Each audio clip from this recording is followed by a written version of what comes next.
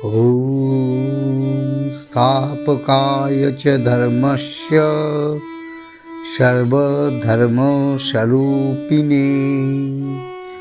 अवतारवरिष्ठाय রামকৃষ্ণায় নমো নমঃ। ঠাকুর শ্রী শ্রী রামকৃষ্ণ মা ও স্বামীজির চরণে প্রণাম জানিয়ে আমি স্বামী ব্রহ্মানন্দ সংকলিত শ্রী শ্রী রামকৃষ্ণ উপদেশের দ্বাদশ পর্ব সাধনে বিঘ্ন থেকে পাঠ করে শোনাচ্ছি।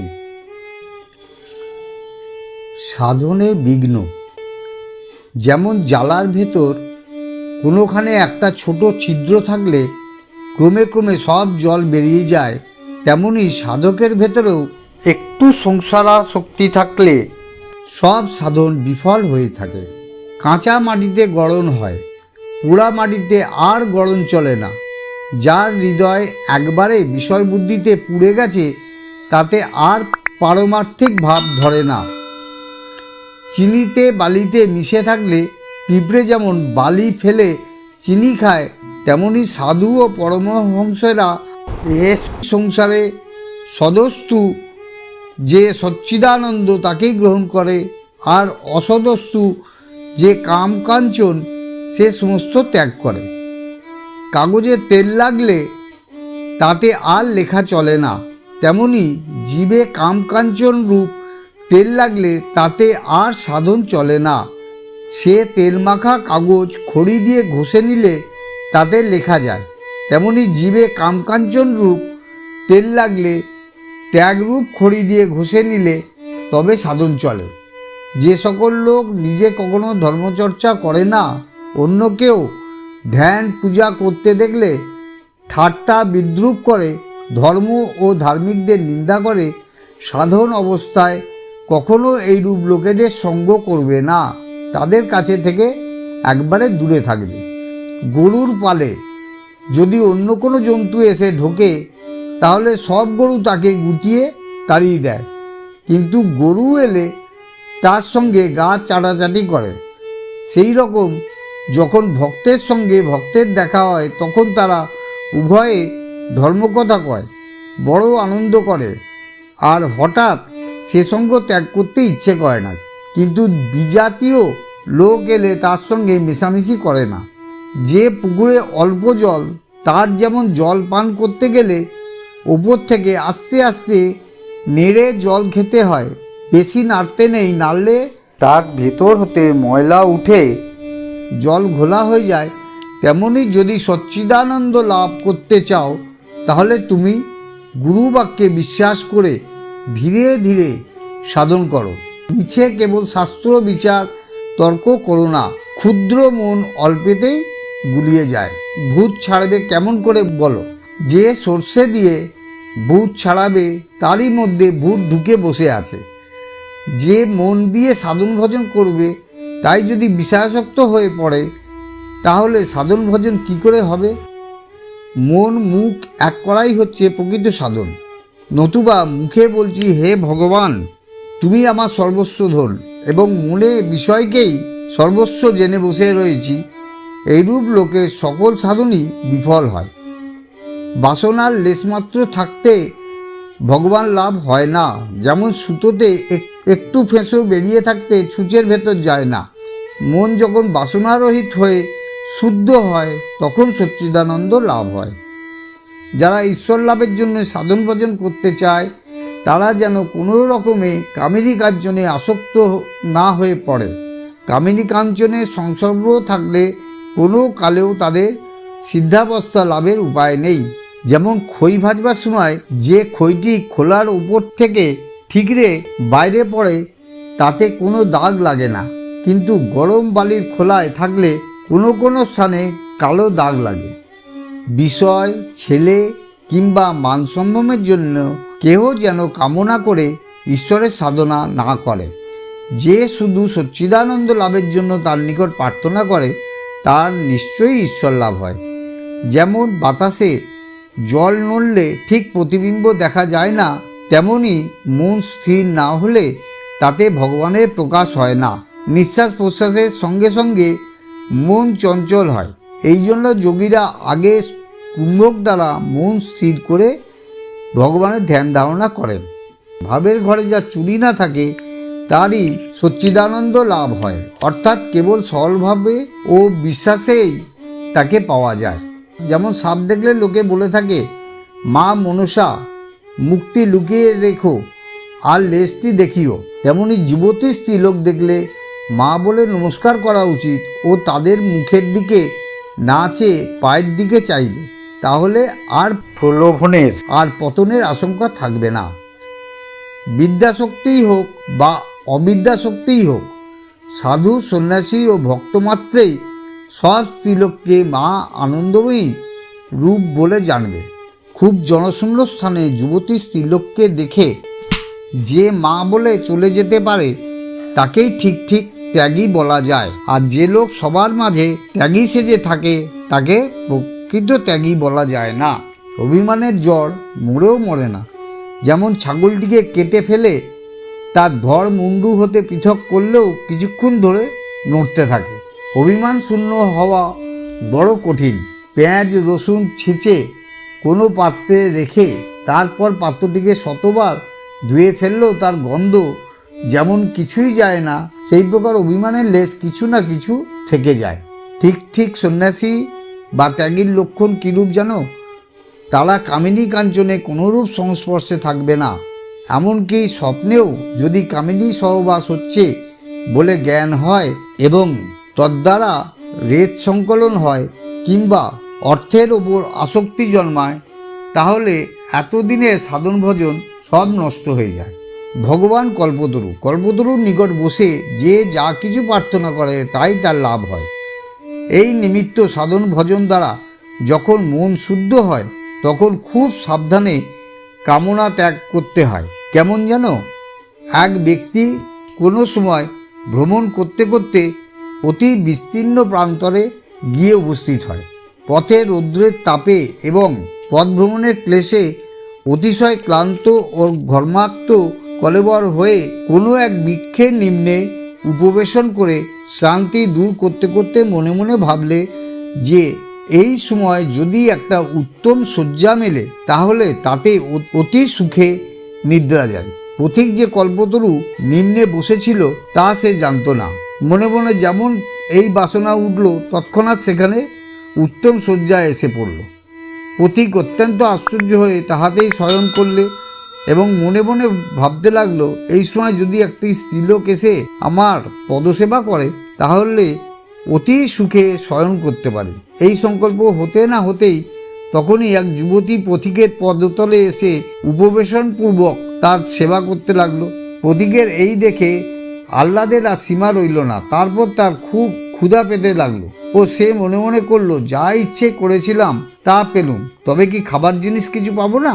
বলতে না বলতে তার নিকট অমনি নানা প্রকার খাদ্যদ্রব্য এসে জুটল। পথিক সেগুলি দিয়ে তখনই উদর পূর্ণ করে সেই শয্যায় শয়নপূর্বক সেদিনকার সব ঘটনা ভাবছে। এমন সময় তার মনে হলো যে ওই সময় যদি হঠাৎ একটা বাঘ এসে পড়ে তাহলেই বা কি করা যায়।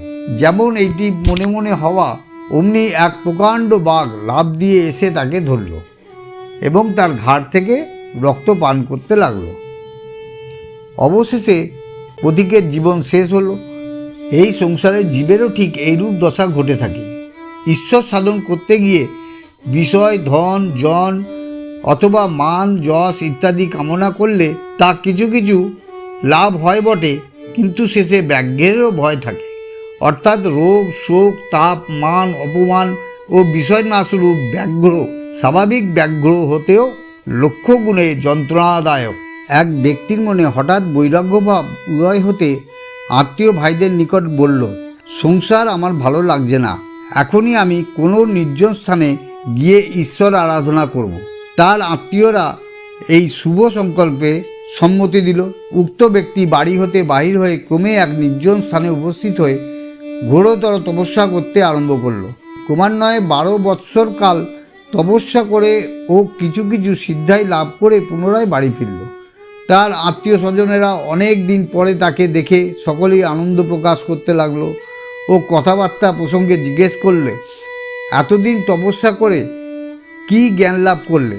তখন সেই ব্যক্তি ঈষৎ হাস্য করে সম্মুখে একটি হাতি চলে যাচ্ছে দেখে হাতির নিকট গিয়ে তার গা 3 বার স্পর্শ করে যেমনি বলল, হাতি তুই মরে যা, অমনি হাতিটি তার স্পর্শে মৃতবৎ হয়ে গেল। কিছুক্ষণ পরে আবার গায়ে হাত দিয়ে যেমনি বলল, হাতি বাঁচ, অমনি হাতি বেঁচে উঠল। তারপর বাড়ির সম্মুখে নদীর ধারে গিয়ে মন্ত্র বলে এপার হতে পরপারে চলে গেল। আবার ওইভাবে নদী পার হয়ে এলো। তার ভাইরা এসব দেখে খুব আশ্চর্য হলো বটে, কিন্তু তপস্বী ভাইকে বলতে লাগলো, ভাই এতদিন কেবল বৃথা তপস্যা করেছ, হাতি মরল ও বাঁচল, তাতে তোমার কি লাভ হলো? আর তুমি 12 বৎসর ধরে কঠোর তপস্যা করে নদী পারাপার করতে শিখেছ, আর আমরা 1 পয়সা খরচ করে থাকি, অতএব তুমি কেবল বৃথা সময় নষ্ট করেছ। ভাইদের নিকট এইরূপ শ্লেষপূর্ণ কথা শুনে তার যথার্থই হুঁশ হলো ও সে বলতে লাগলো, যথার্থই আমার নিজের কি হলো? এই বলে তৎক্ষণাৎ ভগবানের দর্শন লাভের জন্যে পুনরায় ঘোরতর তপস্যা করতে চলে গেল। নিজেকে বেশি চতুর মনে করা উচিত নয়। যেমন কাক খুব চতুর কিন্তু বিষটা খেয়ে মরে, তেমনি সংসার ক্ষেত্রে যারা বেশি চালাকি করতে যায় তারাই কেবল ঠকে যায়। একদিন গঙ্গার ধারে দাঁড়িয়ে এক হাতে একটা টাকা নিয়ে আর এক হাতে মাটি নিয়ে, মাটি টাকা, টাকাই মাটি, এইরূপ বিচার করে উভয়কে যখন গঙ্গার জলে ফেলে দিলুম, তখন মনে একটু ভয় ও ভাবনা এলো। ভাবলুম মা লক্ষ্মী যদি রাগ করেন ও তিনি যদি খেতে না দেন। তারপরে মনে বললুম, মা লক্ষ্মী তুমি আমার হৃদয়ে থাকো, তোমার ঐশ্বর্য আমি চাই না। ঈশ্বর দুবার হাসেন। যখন ভাইয়ে ভাইয়ে দড়ি ধরে জমি বকরা করে নেয় আর বলে এদিকটা আমার আর ওই দিকটা তোমার, তখন একবার হাসেন। আর একবার হাসেন যখন লোকের অসুখ কঠিন হয়ে পড়েছে, আত্মীয় স্বজনেরা সকলে কান্নাকাটি করছে, বৈদ্য এসে বলছে, ভয় কি, আমি ভালো করে দেবো। বৈদ্য জানে না যে ঈশ্বর যদি মারেন তবে কার সাধ্য তাকে রক্ষা করে। শ্রীকৃষ্ণ অর্জুনকে বলেছিলেন, হে অর্জুন, অষ্টসিদ্ধির মধ্যে একটি সিদ্ধিও থাকলে পরে আমার যে সেই পরম ভাব তা তুমি লাভ করতে পারবে না। অতএব যারা ঠিক ঠিক ভক্ত ও জ্ঞানী তারা যেন কোনোরূপ সিদ্ধি কামনা না করে। লক্ষ্মীনারায়ণ নামক একজন মারোয়াড়ি সৎসঙ্গী ও ধনাঢ্য ব্যক্তি দক্ষিণেশ্বরে একদিন ঠাকুরকে দর্শন করতে আসেন।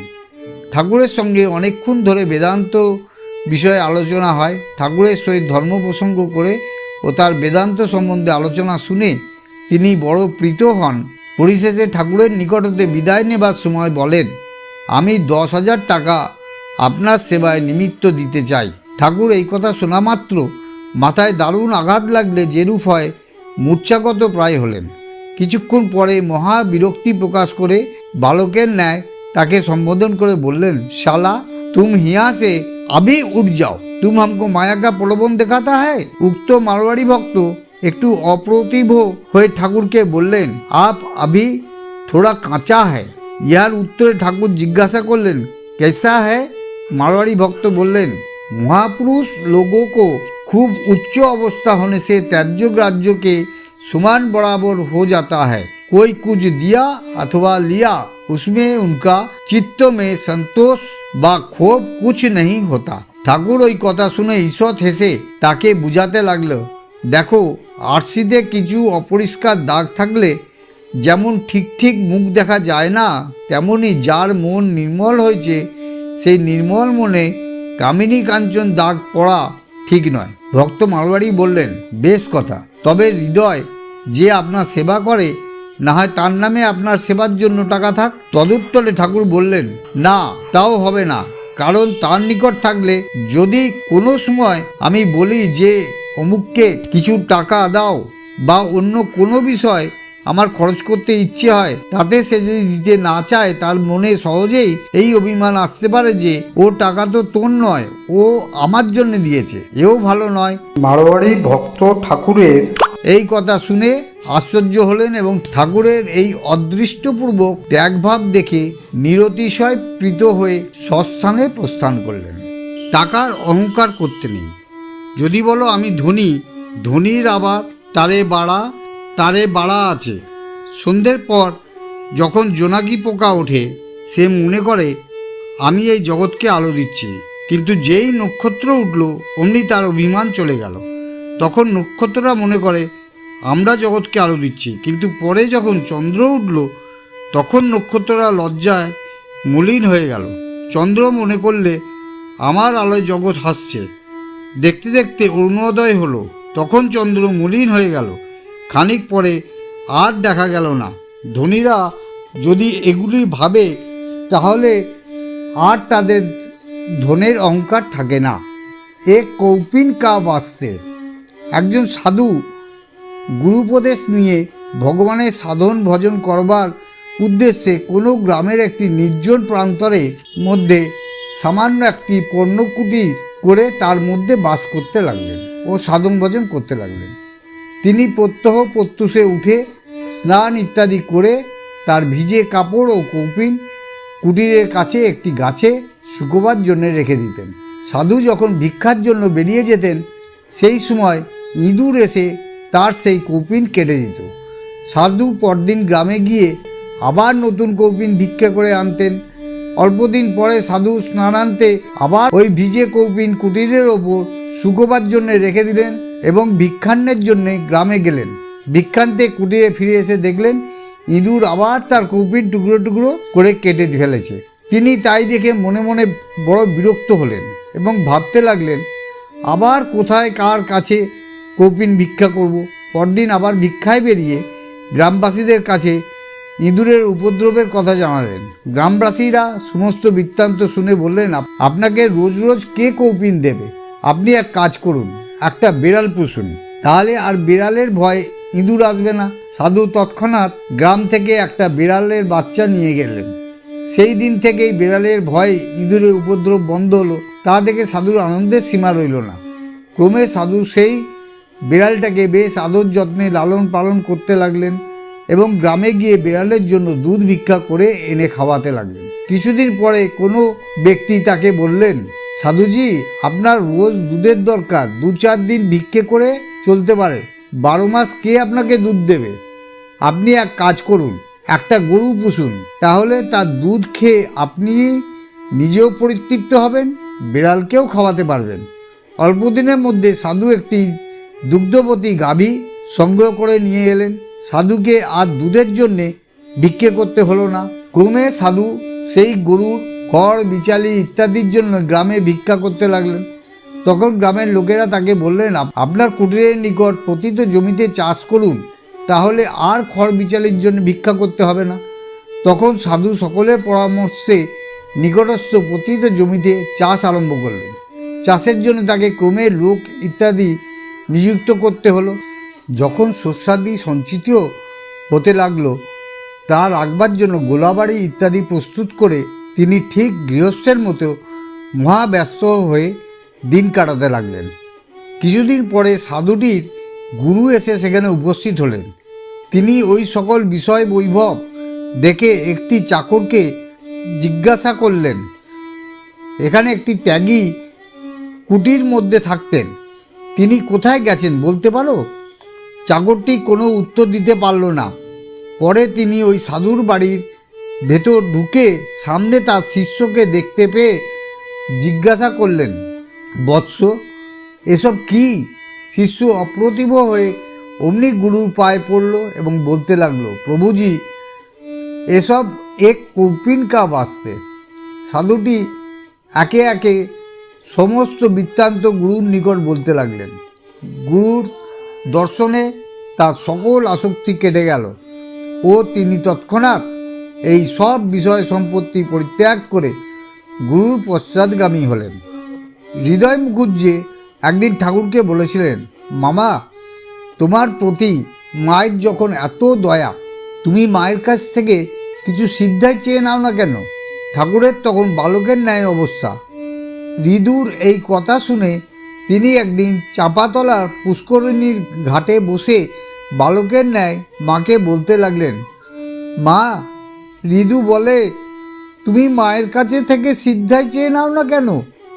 এই বলে তিনি মাকে চিন্তা করতে লাগলেন। অল্পক্ষণ পরেই তিনি সম্মুখে দেখলেন একটি কালো পেড়ে কাপড় পরা মোটা স্ত্রীলোক শৌচে বসেছে। তার পরক্ষণেই চলে এসে হৃদয়কে বললেন, শালা, তুই আমাকে কি বুদ্ধি দিয়েছিস? আমি আর তোর কোনো বুদ্ধিই নেব না। তোর কথা শুনে মাকে যেমন বললুম, মা, হৃদু আমাকে বলে তুমি মায়ের কাছ থেকে সিদ্ধাই চেয়ে নাও না কেন? মা তৎক্ষণাৎ আমাকে ওই রূপ দেখিয়ে দিলেন। দ্বাদশ পর্ব সাধনে বিঘ্ন এখানেই শেষ হলো। এই পর্বটা যদি আপনাদের ভালো লেগে থাকে তাহলে এটা লাইক করে আপনাদের বন্ধু বান্ধব, আত্মীয় স্বজন ও রামকৃষ্ণ অনুরাগীদের শেয়ার করে দেবেন ও পরবর্তী পর্বের নোটিফিকেশান পাওয়ার জন্য অবশ্যই সাবস্ক্রাইব করে বেল আইকনটা টিপে দেবেন এবং অল নোটিফিকেশানটা অন করে দেবেন। ধন্যবাদ।